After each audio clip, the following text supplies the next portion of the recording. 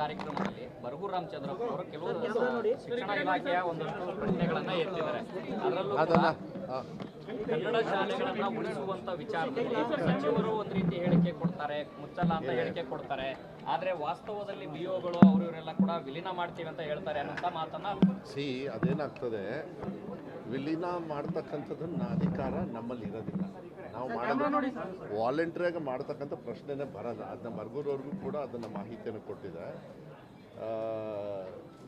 ವಾಲಂಟ್ರಿಯಾಗಿ KPS ಶಾಲೆಗೆ ನಾವು ವಿಲೀನ ಮಾಡ್ತೀವಿ ಅಂತ ಹೇಳಿದಾಗ ನಾನು ಇಲ್ಲ ಅಂತ ಹೇಳೋದಕ್ಕಾಗೋದಿಲ್ಲ.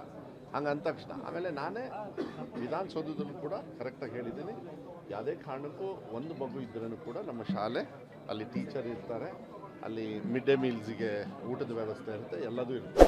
ಸೊ ಇದನ್ನು ನಾನು ಹೆಚ್ಚು ಚರ್ಚೆ ಮಾಡೋಕ್ಕೆ ಹೋಗಲ್ಲ. ಯಾರು ಹೇಳ್ತಾರೆ ಅಂತ ಹೇಳಿ ಅದಕ್ಕೆ ನಾವು ಒಬ್ಬ ಮುಖ್ಯಮಂತ್ರಿಗಳು ಉತ್ತರ ಕೊಡ್ತಾರೆ. ಆಮೇಲೆ ಒಂದು ನಿಮಿಷ, ಬರಗೂರವ್ರಿಗೂ ಕೂಡ ನಾನು ಹೇಳ್ತಾ ಇದ್ದೀನಿ, ಆ ಥರದ್ದು ಏನಾದ್ರು ಇದ್ದರೆ ಅವ್ರು ಬೇರೆಯವ್ರ ಮೇಲೆ ನಂಬಿಕೆ ಇಟ್ಕೊಂಡು ಇದನ್ನು ಹೇಳಿಕೆ ಕೊಡೋದನ್ನ ಅದು ತಪ್ಪಾಗ್ತದೆ. ಮಾನ್ಯ ಮುಖ್ಯಮಂತ್ರಿಗಳು ಕೂಡ ಅದನ್ನ ಟ್ವೀಟ್ ಮಾಡಿದ್ದಾರೆ, ನಾನು ಮುಂದಿನ ದಿನಗಳಲ್ಲಿ ಎಲ್ಲರ ಜೊತೆ ಚರ್ಚೆ ಮಾಡ್ತೀವಿ. ಈಗ KPS ಒಳ್ಳೇದೋ ಅಲ್ವಾ? ಅದಕ್ಕೋಸ್ಕರ KPSನ ನಿಲ್ಸೋಕ್ಕಾಗೋದಿಲ್ಲ. KPS is a very nice, ಅದು ಒಳ್ಳೆ ಪ್ರಾಜೆಕ್ಟ್. ಅದರಲ್ಲಿ ಕನ್ನಡ ಲ್ಯಾಂಗ್ವೇಜ್ ಇರ್ತದೆ, ಬೇರೆ ಲ್ಯಾಂಗ್ವೇಜ್ ಇರ್ತದೆ, ಎಲ್ಲದೂ ಕೂಡ ಇರ್ತದೆ. ಮಕ್ಕಳಿಗೆ ಅನುಗುಣವಾಗಿ ಏನೇನು ಶಿಕ್ಷಣವನ್ನು, ಗುಣಮಟ್ಟದ ಶಿಕ್ಷಣವನ್ನು ಕೊಡಬೇಕು ಅದನ್ನು ಮಾಡ್ತಕ್ಕಂಥದ್ದು ವ್ಯವಸ್ಥೆಯಲ್ಲಿ ಕೊಡ್ತೀವಿ. ಅವರಿಗಿದ್ದು ಇರ್ತಕ್ಕಂಥದ್ದು ಏನಂದರೆ ಈ 35 to 33 ಮಾಡಿದ್ರಲ್ಲ, ಆ ವಿಚಾರದಲ್ಲಿ ಒಂದಿದೆ. ಅದು ಬೇರೆ ರಾಜ್ಯದಲ್ಲಿ ಏನಾಗಿದೆ, ಯಾಕೆ ಬೇರೆ ರಾಜ್ಯದವ್ರಿಗೆ ಕೆಲಸ ಸಿಗುತ್ತೆ ಅಂತೇಳಿ ಇವರೆಲ್ಲ ತಿಳ್ಕೊಂಬಿಟ್ರೆ ಅಲ್ಲಿ ನಿಮಗೆ ಉತ್ತರ ಸಿಕ್ಬಿಡುತ್ತೆ. ಅದಕ್ಕೆ ನಾನು ಇದನ್ನ ಹೆಚ್ಚು ಚರ್ಚೆ ಮಾಡೋಕ್ಕೆ ಹೋಗೋದಿಲ್ಲ. ಇದು ಒಳ್ಳೆ ಬೆಳವಣಿಗೆ, ಉದ್ಯೋಗ ಸಿಗೋದ್ರಲ್ಲೂ ಕೂಡ ಒಳ್ಳೆ ಬೆಳವಣಿಗೆ ಆಗ್ತದೆ. ಯಾವುದೇ ಕಾರಣಕ್ಕೂ ಯಾವುದೇ ಸಂದರ್ಭದಲ್ಲಿ ಕನ್ನಡನ ಕಾಂಪ್ರಮೈಸ್ ಮಾಡ್ತಕ್ಕಂಥದ್ದು ವ್ಯವಸ್ಥೆ ಇರೋದೇ ಇಲ್ಲ. ಸರ್, ಈಗ ಅಂದ್ರೆ ಸರ್ಕಾರವಾಗಿ ವಿಲೀನ ಮಾಡಲ್ಲ. ಇಲ್ಲ ನೋಡಿ, ಒಂದು ನಿಮಿಷ, ವಿಲೀನ ಮಾಡಲ್ಲ ಅಂತ ನಾನೇ ಹೇಳಿದ್ಮೇಲೆ ಮತ್ತದ್ನೇ ಯಾಕೆ ಪ್ರಶ್ನೆ ಕೇಳ್ತೀರಾ? ನೀವು ಕೇಳಿ, ಒಂದು ನಿಮಿಷ, ನೀವು ಕೇಳೋ ಪ್ರಶ್ನೆ SDMC ಅವರಲ್ಲ, ಅದು ಅವ್ರಿಗೆ ಬಿಟ್ಟಿರೋದು, ನಾನು ಅದನ್ನ ಮಾಡೋಕ್ಕಾಗಲ್ಲ. ಬಟ್ ನಾವು ಯಾವುದೇ ಕಾರಣಕ್ಕೂ ವಿಲೀನ ಮಾಡೋದಿಲ್ಲ, ಸ್ವತಂತ್ರವಾಗಿ ಮಾಡೋದಕ್ಕೂ ಬರೋದಿಲ್ಲ. ನಾನು ಮಾಡತಕ್ಕಂಥದ್ದು ಇಲ್ಲೂ ಇಲ್ಲ. ಯಾರೋ BO ಹೇಳಿದಾನೆ ಅಂದರೆ ಅವ್ನು ಹೇಳ್ಕೊಂಡು ಅವ್ನು ಕರ್ಕೊಂಬನ್ನಿ, ಅವ್ರ ಮೇಲೆ ಆ್ಯಕ್ಷನ್ ತೊಗೊಂಡು ಅವ್ರನ್ನ ಸಸ್ಪೆಂಡ್ ಮಾಡ್ತೀವಿ ಅಷ್ಟೇ. ಇನ್ನೇನು ಮಾಡೋಕ್ಕಾಗ? ಈಗ ಸರ್ಕಾರನೇ ಹೇಳ್ತಾ ಇದೆ ಕ್ಲೋಸ್ ಮಾಡಲ್ಲ ಅಂತ, ಮತ್ತೆ ನೀವು ಕ್ಲೋಸ್ ಮಾಡ್ತೀರಾ ಅಂತ ಯಾವನೋ ಹೇಳ್ತಾನೆ ಅಂತ ಹೇಳಿದರೆ ಅದು ಯಾರು ಮಾಡ್ತಾರೆ ಗೊತ್ತಿದೆ ನನಗೆ. ಅವ್ರಿಗೆ ಯಾರು ಸಪೋರ್ಟ್ ಇದೆ ಅನ್ನೋದು ಗೊತ್ತಿದೆ. ಬರಗೂರವ್ರದ್ದಲ್ಲ ಅದು ತಪ್ಪು, ಇವ್ರು ಯಾರ್ದು ಅಲ್ವೇ ಅಲ್ಲ. ಅದ್ರ ಹಿಂದೆ ಕೆಲವ್ರು ಇರ್ತಾರೆ, ಕೆಲವರು ವ್ಯಾವಹಾರಿಕವಾಗಿ ಶಿಕ್ಷಣ ಇಲಾಖೆನ ನಡೆಸ್ತಕ್ಕಂಥವ್ರು ಇರ್ತಾರೆ, ಅಂಥವ್ರು ಈ ಕೆಲಸ ಮಾಡ್ತಾರೆ. ಅದಕ್ಕೆ ನಾವು ಹಿಂದೆ ಮುಂದೆ ನೋಡ್ತಕ್ಕಂಥದ್ದಲ್ಲ. ಮಕ್ಕಳಿಗೆ ಉಚಿತವಾಗಿ ಶಿಕ್ಷಣವನ್ನು, ಗುಣಾತ್ಮಕ ಶಿಕ್ಷಣವನ್ನು ಕೊಡ್ತಕ್ಕಂಥದ್ದು ನಮ್ಮ ಸರ್ಕಾರದ ಗ್ಯಾರಂಟಿ. ಅದನ್ನು ವಿರೋಧ ಪಕ್ಷದವರು ಕೂಡ ಮೆಚ್ಚಿದ್ದಾರೆ, ನಿಮಗೆ ಗೊತ್ತಿದೆ ಮೊನ್ನೆ. ಸೊ ಅದಕ್ಕೆ ಐ ಥಿಂಕ್ ಈಗ ಎಲ್ಲರೂ ಕೂಡ ಕೂಡಿಸ್ಬೇಕು. ಫಸ್ಟ್ ಅರ್ಥ ಮಾಡ್ಕೊಳ್ಬೇಕು, ಮಕ್ಕಳನ್ನ ಇಟ್ಕೊಂಡು ಆಟ ಆಡೋದಲ್ಲ, ಅದು ನಂಗೆ ಚೆನ್ನಾಗಿ ಗೊತ್ತಿದೆ. ಇನ್ನೊಂದು ಕೋಗಿಲು ಪ್ರಕರಣ, ಬಿಜೆಪಿ ಅವರೆಲ್ಲರೂ ಕನ್ನಡಿಗರ ಮತವನ್ನು ತಗೊಂಡು ಬೇರೆದವರಿಗೆ ವಲಸಿಗರಿಗೆ ವ್ಯವಸ್ಥೆ ಮಾಡ್ತಾ ಇದ್ದಾರೆ ಅಂತ ಹೇಳಿ ನೋಡಿ.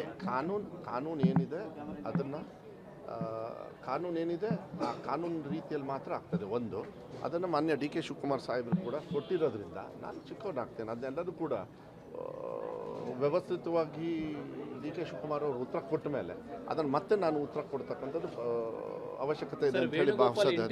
ಅಕ್ರಮ ಮನೆಗಳನ್ನ ಸಕ್ರಮ ಮಾಡಕ್ಕೆ ಹೊರಟಿದ್ದಾರೆ. ಅಲ್ಲ, ಒಂದು ನಿಮಿಷ, ಬಿಜೆಪಿಯವ್ರ ಆರೋಪ. ಅವ್ರು ಇನ್ನೂ 2 ವರ್ಷ ಐತಿ ಮಾಡ್ಕೊಂಡು ಕೂತ್ಕೊಳ್ಳಿ, ತಗೊಳ್ಳಿ.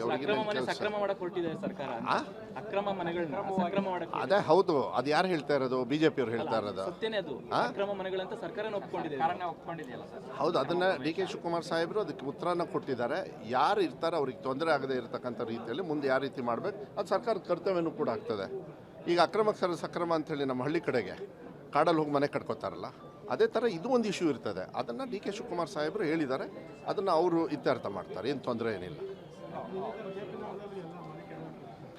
ಈಗ ಕೊಡಗು ಮತ್ತೆ ಚಿಕ್ಕಮಗಳೂರು ಭಾಗದಲ್ಲೆಲ್ಲ ಬೇರೆ ಬೇರೆ ಕಡೆಗಳಲ್ಲೂ ಕೂಡ ಈ ಪ್ರಕರಣದಲ್ಲಿ ಸ್ಪೀಡ್ ಅಪ್ ಆಗಿದೆ. ಹೈಕಮಾಂಡ್ ಸೂಚನೆ ಅಲ್ರಿ, ಅಲ್ಲಲ್ಲ, ಒಂದು ನಿಮಿಷ, ಅಂತ ಬಿಜೆಪಿಯವ್ರು ಹೇಳ್ತಾರಂತ ಮತ್ತೆ ನೀವು ಕೇಳ್ತೀರಿ. ನಾವು ಇನ್ನೂ ಒಂದು ನಿಮಿಷ, ನೀವೇ ಕೇಳ್ತಾ ಇದ್ದೀರಾ. ಪ್ರೋಸೆಸ್ ಅಲ್ಲ, ಒಂದು ನಿಮಿಷ, ಈಗ ಕೊಟ್ಟಾಗ್ಬಿಡ್ತಾ ಆಗಲೇ ಇನ್ನು ಪ್ರೋಸೆಸ್ ಮಾಡ್ತಾ ಇದ್ದಾರೆ.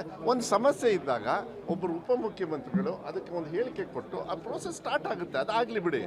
ನೀವು ಅವ್ರು ಹೇಳಿಕೆ ಕೊಟ್ಟ ತಕ್ಷಣ ಆಗೋಗ್ಬಿಡ್ತು ಎಲ್ಲ ಮುಗ್ದೇ ಹೋಗ್ಬಿಡ್ತು ಅಂತೇಳಿ ನಾನು ಹೇಳೋಕ್ಕಾಗಲ್ಲ, ತಪ್ಪಾಗುತ್ತೆ ನಂದು. ಒಬ್ಬ ಮಿನಿಸ್ಟ್ರಾಗಿ ನಾನು ಹೇಳೋಕ್ಕಾಗತ್ತಾ ಅದನ್ನು? ಆಗಲ್ಲ.